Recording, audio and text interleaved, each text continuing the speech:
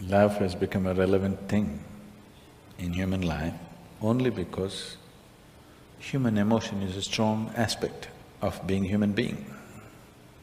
In human life, emotion is a very powerful thing. Even in this day and age, though people think they're very intellectual, even today, their emotions are the strongest aspect. Yes or no? It's the most intense aspect of their life. They claim they're intellectual, but their intellect is never so intense, but their emotions are intense. Maybe not love, maybe not compassion, but maybe anger, maybe irritation. These are all emotions. So emotion is a very important aspect of being human. Now we're only talking about what type of emotion do you want to have? Now if you… do you have a mind? Do you have a mind? Yes. Would you want it to be sharp or dull? Huh? Why? It works better that way, isn't it? Similarly, if you have emotions, do you want to have sweet emotions or bitter emotions? Sweet emotions, it works better that way, isn't it?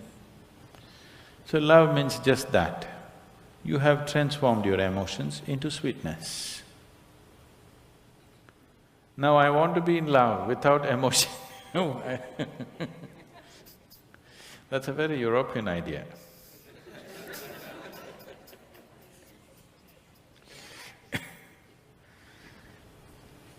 Love is an emotion. It is the sweetness of your emotion which we are referring to as love. If the same emotion becomes bitter, we call it hate. Usually it is the people whom you love that you hate, isn't it? Some time ago you loved them, now you hate them. You don't hate that man who's just walking on the street, isn't it? Some love should have happened and now the coin fell another way and now it's become hate. Yes? So it's just the same coin. If it falls this way, it becomes love, it falls that way, it becomes hatred. Don't think they're too far away. They're pretty close. One little thing goes wrong, love becomes hate, isn't it?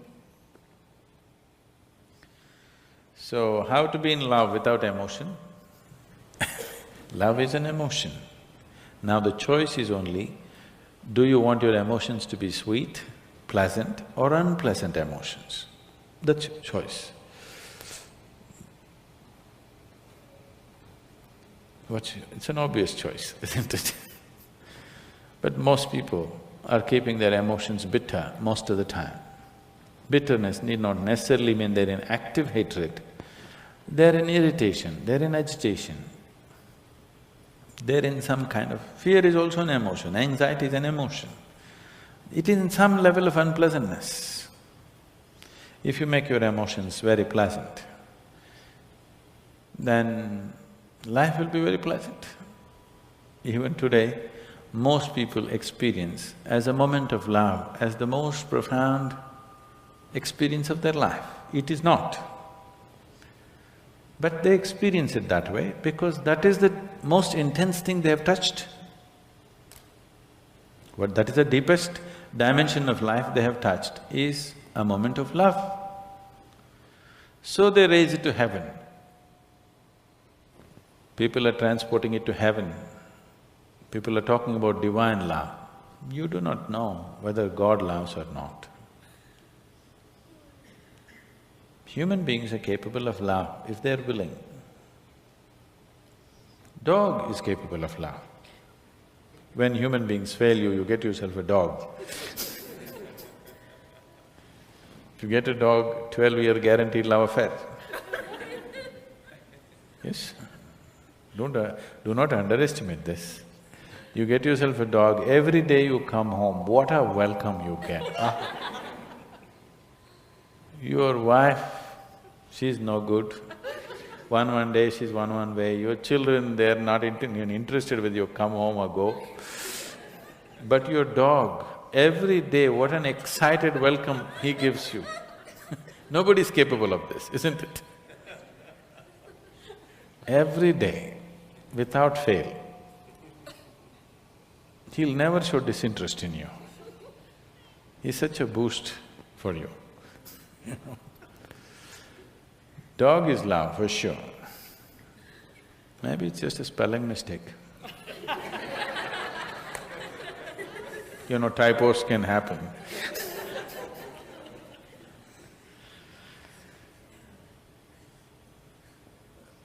Now, if you made yourself in such a way, nobody around you can love you, then the only succor you have is somebody must love you long distance from there. It's an unfortunate way to live. God loves you, it's the most unfortunate way to live. That means you made yourself in such a way nobody can even look at you. If people around you cannot help loving you, that's a nice way to be, isn't it? You may not be great, maybe at least you're cute. Yes? So, in yoga, we don't look at anything as love, hate, happiness, misery, we don't look at it that way. We just look at it this way. Do you want to be pleasant or unpleasant? If you become pleasant in your body, we call it health. If you become very pleasant, we call it pleasure. If your mind becomes pleasant, we call it peace. If it becomes very pleasant, we call it joy. If your emotions become pleasant, we call it love. If it becomes very pleasant, we call it compassion. If your very life energies become pleasant, we call this bliss. If it becomes very pleasant, we call it ecstasy. If your surroundings become pleasant, we call it success. So, the other names that you give are just leading to confusion. Should I be loving? You don't have to be loving. Just be pleasant in your body, pleasant in your mind, pleasant in your emotions, pleasant in your energies, you will be a wonderful being. If your emotions are pleasant, if somebody comes here, you can share that pleasantness with them. If your emotions are unpleasant, for sure you share that with people, isn't it? Yes or no? So you cannot do something that you are not. If this is feeling pleasant now, it will naturally be pleasant to everything. If this is feeling unpleasant right now, it will be nasty to everything. So instead of seeing how to make this pleasant, you want to be pleasant to somebody. That is being loving. You don't have to be loving. If everything within you has become pleasant, whatever is needed in that moment, you will do. If you need to say pleasant things, you will say that. If you need to say some hard things, you will say that. But without any unpleasantness in you, that's important, isn't it? If you'll have to fight a war, you'll fight it without any unpleasantness in you, that's important. Then you will do everything only to the extent it's necessary. You will not overdo anything. If you say, I love somebody, you will exaggerate things about the people whom you love. You will exaggerate good things about them. If you say, I hate somebody, you will exaggerate bad things about them. You'll never see anything the way it is. People go blind with things that they love, isn't it? They have no sense, they lose all their sense. If they hate also, they'll lose sense. If you like, you will lose sense. If you dislike, you will lose sense. The doorway of life is in being equanimous, that you're able to see everything just the way it is. Now you are pleasant to somebody not because somebody is nice. You're pleasant to somebody because you are pleasant, that's all. This is more guaranteed. It's a more guaranteed love affair, isn't it? You're being pleasant to somebody because you're pleasant.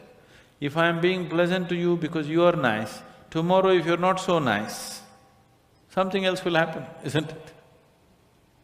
If you mortgage your pleasantness to something outside of you being pleasant or unpleasant is only by chance. Keeping this one pleasant is your business. If this one is pleasant, with whatever it interacts, it will generate pleasantness. Now you have not managed to make this pleasant, you're trying to be pleasant to somebody, and that is subject to so many things. If you have to be pleasant, they have to be fixed the way you want them. And that's not possible. Nobody can be fixed the way you want them. You're not able to do that even with one person, isn't it? You cannot even fix one person the way you want them, forget about the whole world. The more you try this, the more bitterness and unpleasantness will happen. That is why in the so-called most intimate relationships, maximum amount of unpleasantness happens. So this is because you're trying to do something that you're not. You're trying to be loving when you're not pleasant. When you're feeling bitter, you try to be loving and see it'll destroy you, isn't it? Yes or no? You tried all these things, isn't it? It's destructive. When you're feeling pleasant, it is effortless. So, you just have to look at why is it you being pleasant or unpleasant is mortgaged to external situations. If everybody around me is unpleasant, how can I be pleasant? Especially if everybody around you is unpleasant, it's all the more important that you're pleasant, isn't it? Yes or no? If everybody around you is in a mess, is it not all the more important that you're pleasant? If everybody around you is unhealthy, is it not very important at least you're healthy, even if you want to take care of them? Is there any logic to everybody is unhealthy, so let me also get sick? What is the logic behind this? So if people around you are unpleasant, it becomes even more important that you're pleasant.